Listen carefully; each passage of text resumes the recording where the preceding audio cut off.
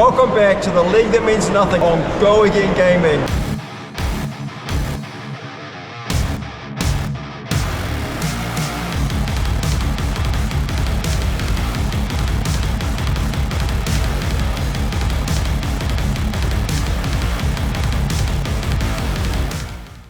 Welcome back to the League That Means Nothing, and welcome back to Go Again Gaming. I am your voice of the league, Ian Holland, bringing you all of the action from our top 8 quarter-final between Matthew Kenworthy and David Wallner.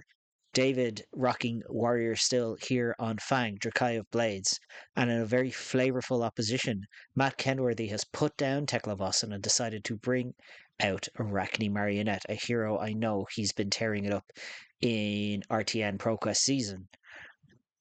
Who's going to take this one down? I don't know. Both decks are really powerful and do really interesting things. The Hunted was such a cool set. We have obviously got, once Fang is online, he's broken.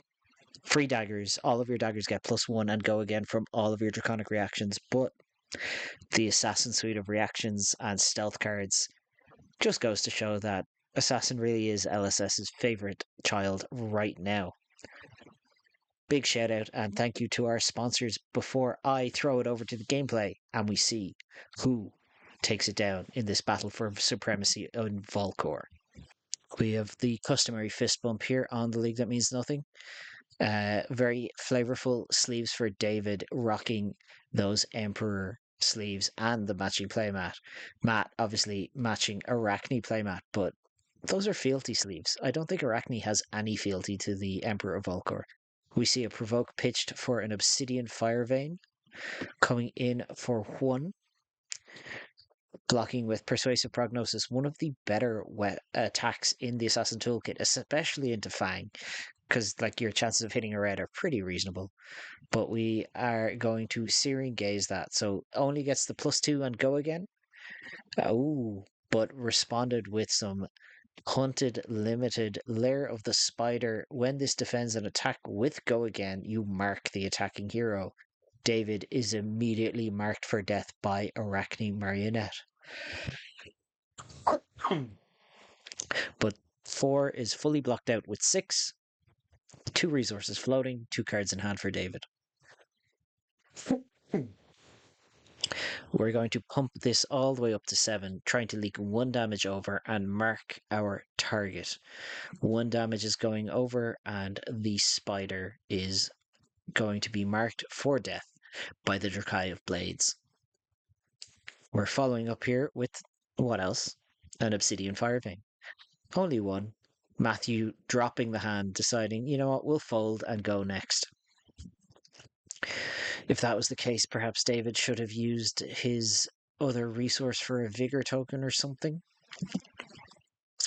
Thinking about whether he can play this reaction, but no, it is going into the arsenal.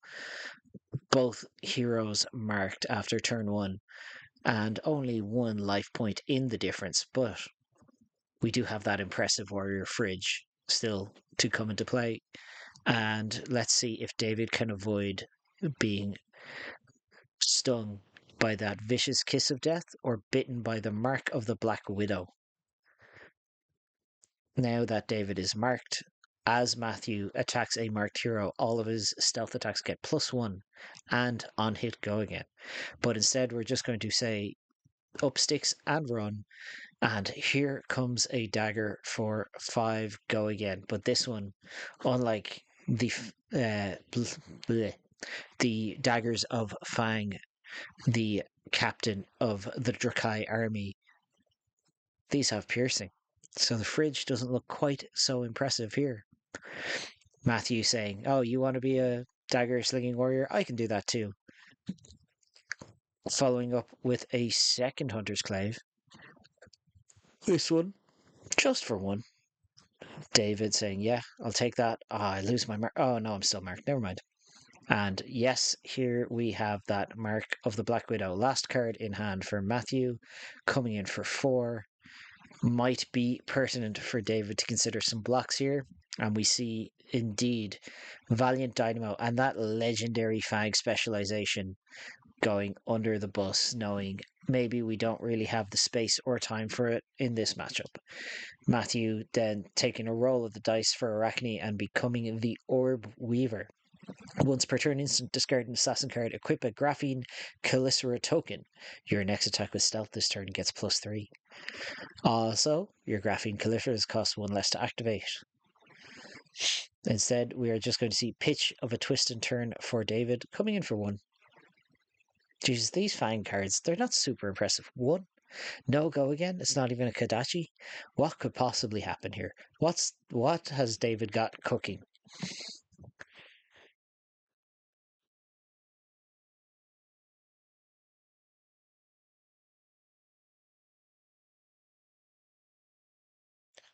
Matthew having a real think about this one.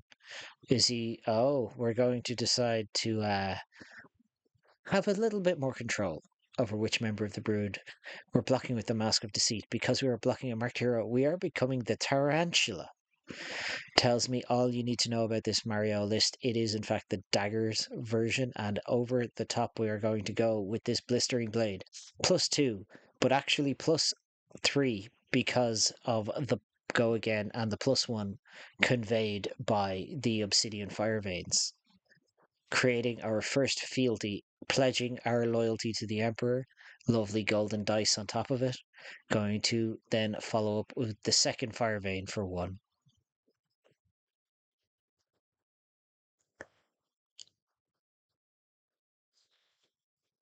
So 1 card in hand, card in arsenal. I highly doubt that David is taking an IP2 here. Let's see what he decides is the best course of action. What secrets do you hold, Drakai of Blades?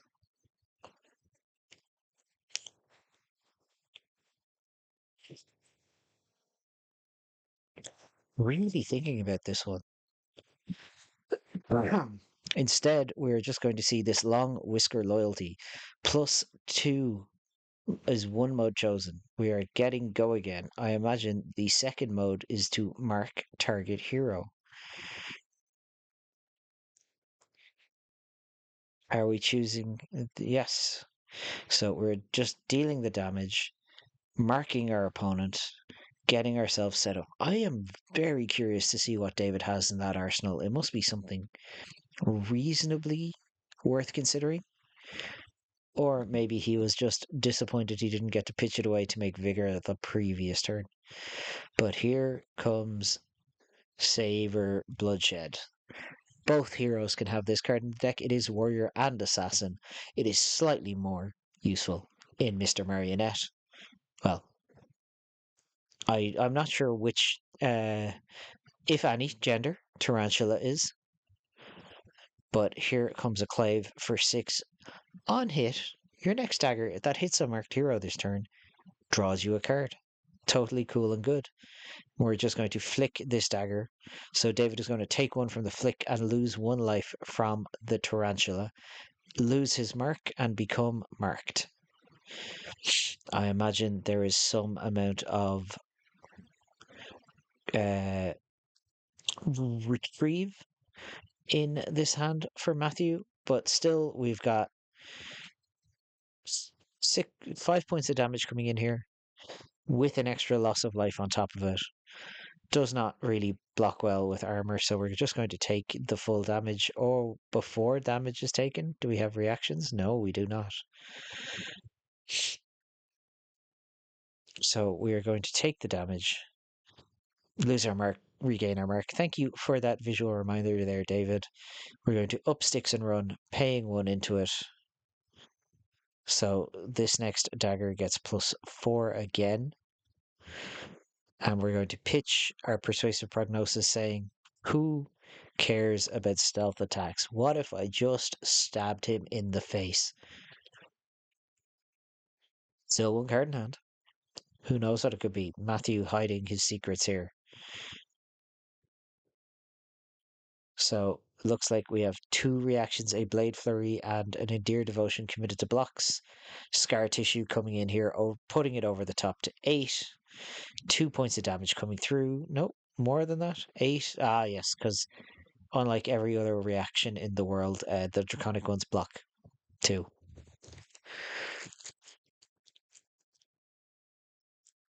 I wonder what we have to follow up here.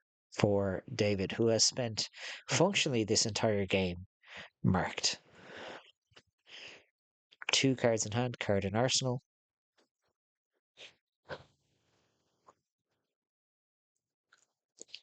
The big problem for David being these dagger attacks will get +1 if you ever block with armor.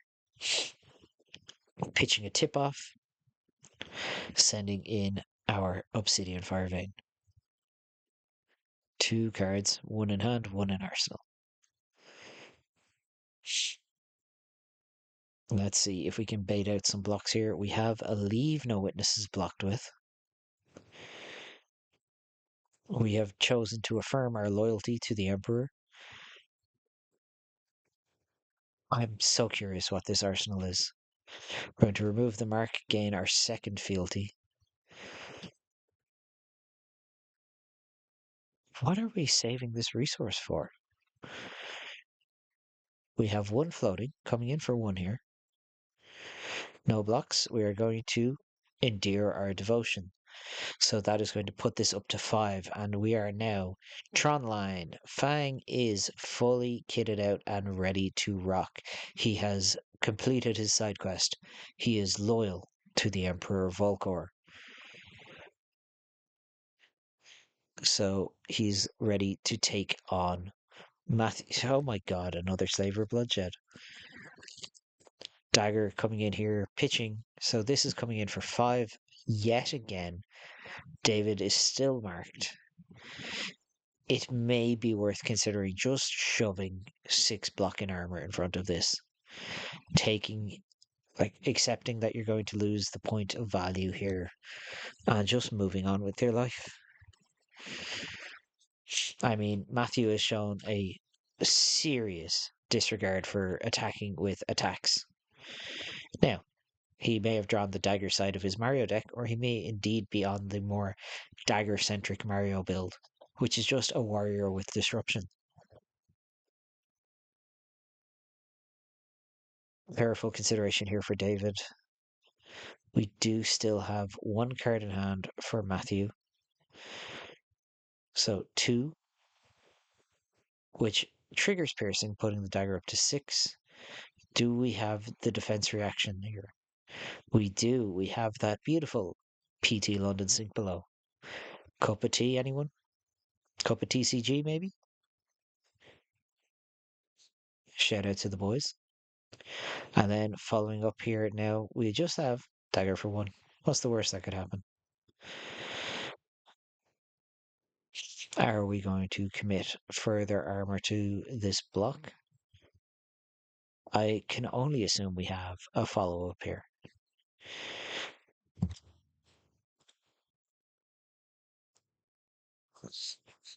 Also, I have a bone to pick with you, Matthew Kenworthy. Man's got his sinks and his fates and his CNCs and all this white border crap. What's with all the Marvel heroes? What's with the 9.5 graded tunic? Pick a lane, brother. Yeah, you, Matagon. I'm talking to you. And here we discard a Shelter from the Storm in blocks. So that's going to prevent this 1 damage from this dagger. And prevent any shenanigans from flicking said dagger.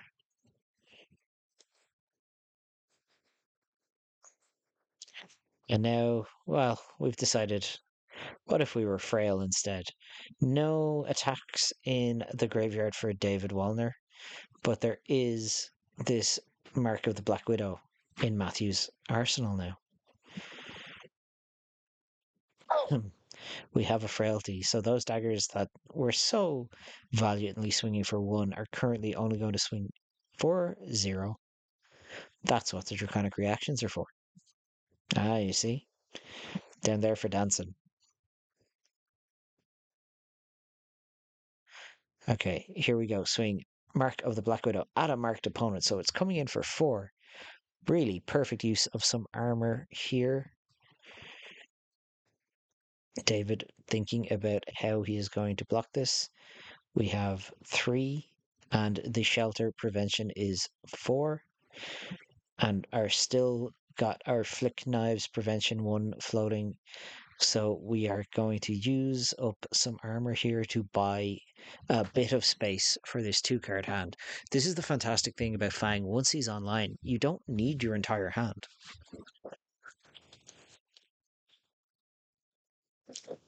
And Matthew back as the tarantula. I don't know how he does it.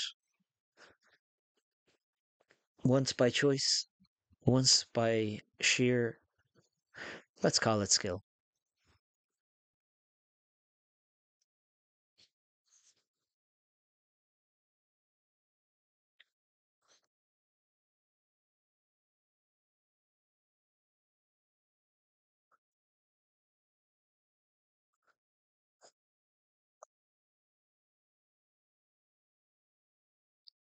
Yeah, big thing here for David.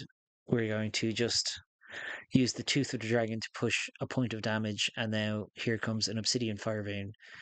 This should be 4, right? I thought it gave +4. Yeah.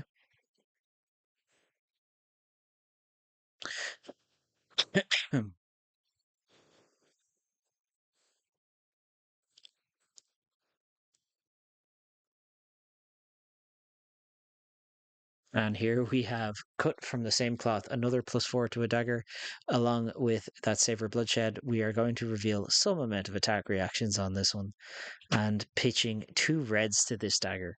Matthew really looking to draw some cards here, but we're coming in for a healthy 9 damage.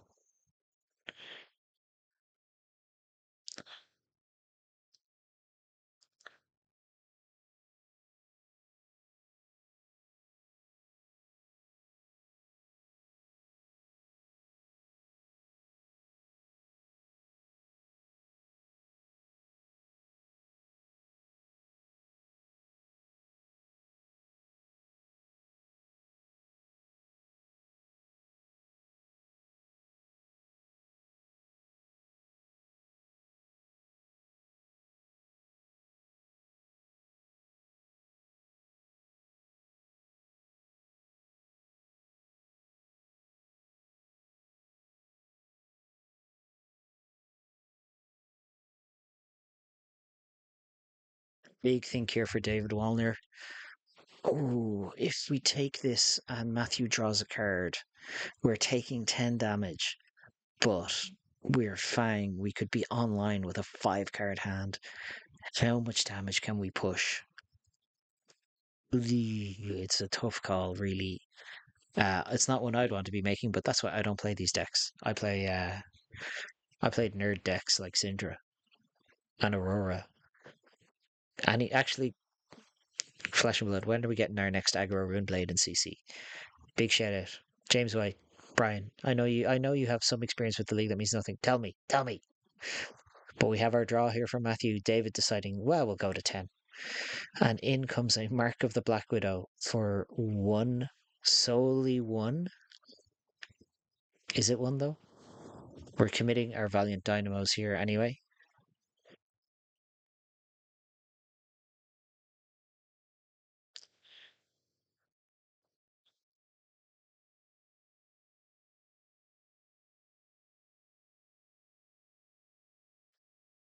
Ooh, and we're putting it all the way to 5 using this Take of the Mantle. Putting David down to 5, losing a card from hand. But finally, after a long suffering day, removing that mark.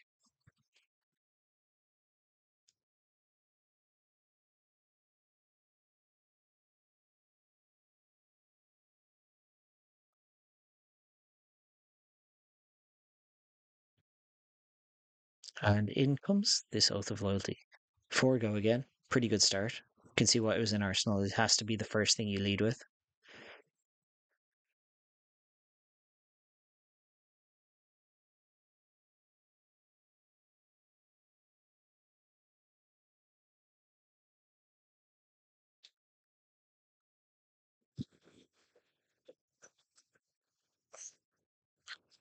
Take up the mantle, committed on blocks, 1 damage here. Into Obsidian Fire Vein, coming in for 1. 3 cards in hand. plenty to play for here. Double hunt send, maybe something crazy. Well, we've got there's the first hunt send. So that's coming in, hitting for 6, taking Matthew down to 16. Into the next Obsidian Fire Vein, coming in for 1. David, really, I must admire your deck. And here's a long whisker loyalty, all 3 modes. So we're +2 to the dagger. You may attack with the target dagger an additional time, and you mark your opponent. Bringing Matthew from his lofty 20-something health down to 12 this turn, and following up with another swing of a Fire Vein. This is crazy. Now, this is a turn and a half for David. This is the turn Fang really needed.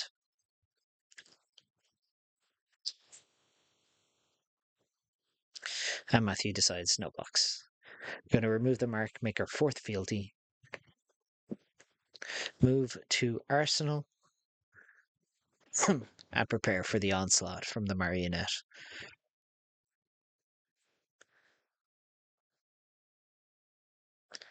Draw 4. Tunic ticks up. Up sticks and run again, buying back the Hunter's Clave for the 2nd time this game. In comes Hunter's Clave for 5. Is it 5 though? You know? Matthew, you wouldn't lie to the poor man.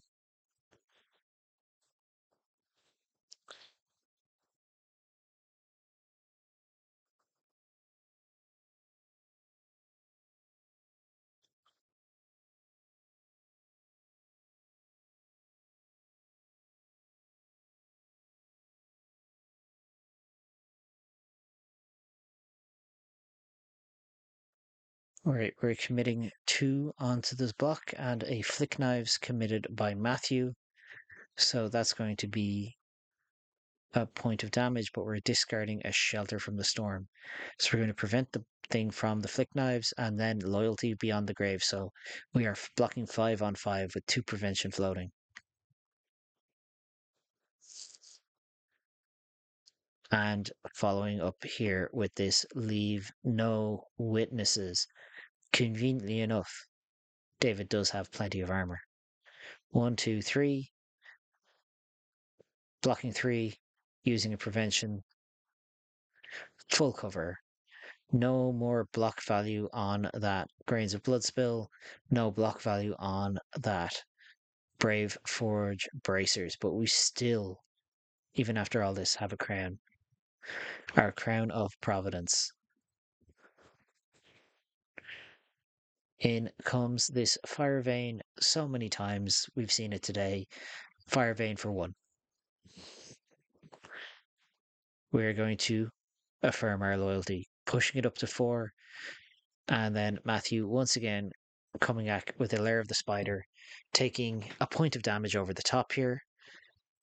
And another Fire Vein for 1, with 1 card in hand. And Matthew just taking the 1. David moving to Arsenal.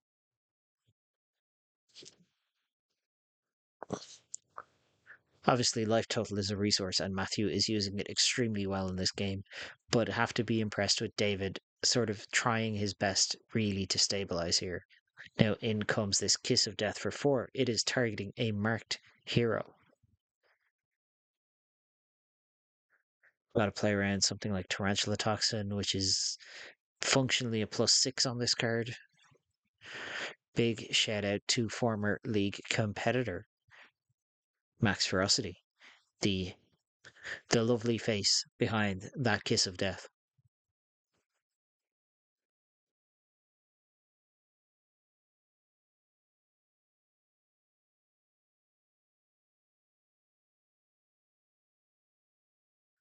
Big think here from David. He knows there hasn't been a Tarantula Toxin played. He's doing the math. What are the chances that it's 2? What are the chances that it's just 1?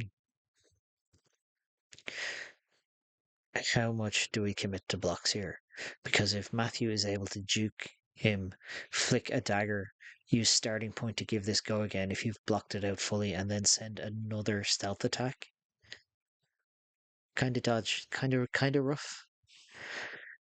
You can see why this is showing the skill that is the game of Flesh and Blood. David is running through his options here because you can't commit too much. You're so close to pushing through lethal in this game. You need to hold something back.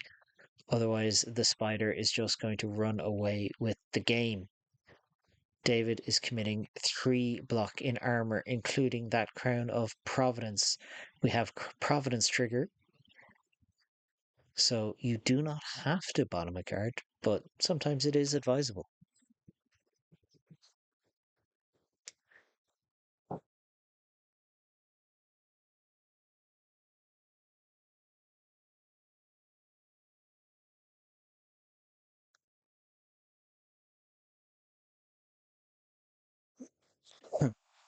What is Matthew going to do here? He's just checking his own graveyard,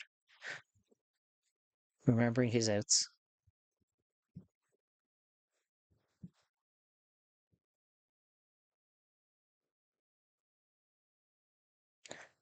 We have moved past the blocking phase. Do we have reactions, Mr. Kenworthy? Do you have anything to go with this kiss of death? Surely you're not just passing. Surely. David's not getting away with it. Not getting away with murder here. Are we still in blocks and David is thinking about just committing as much of his hand as possible? Got to play around that Tarantula Toxin, but if you don't, yeah, Tarantula Toxin is such a nightmarish card. In most cases, if you don't block, it doesn't do anything, but it doesn't matter because Kiss of Death is in fact a dagger.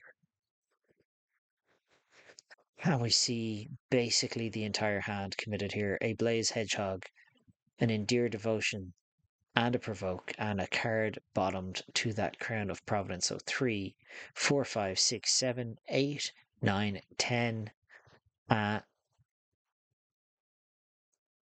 We can't do that.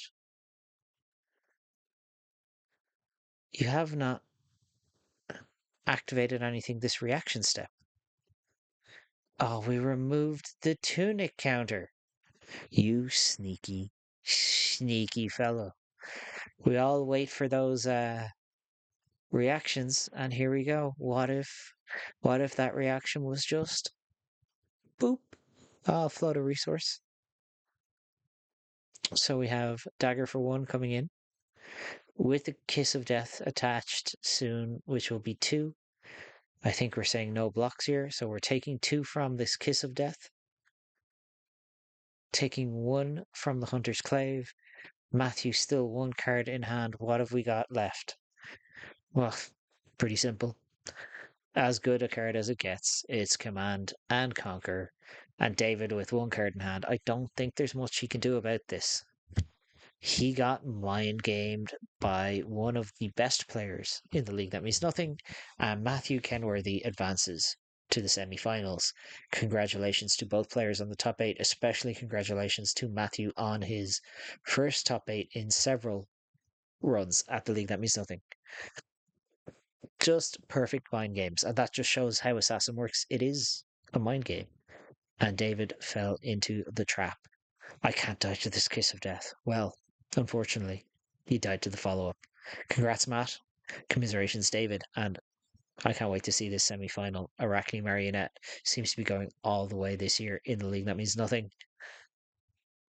And with all of that being said, I would like to do a couple of things. First of all, I would love to thank our sponsors. They are the ones that make this league absolutely possible. So, while the league may mean nothing, all of their support means everything, and all of your support. So if you like the video, make sure you go down and you like the video. Make sure you comment down below. Tell me what you thought about this quarterfinal game. And while you're down there, make sure you're subscribed and you have rung the notification bell so that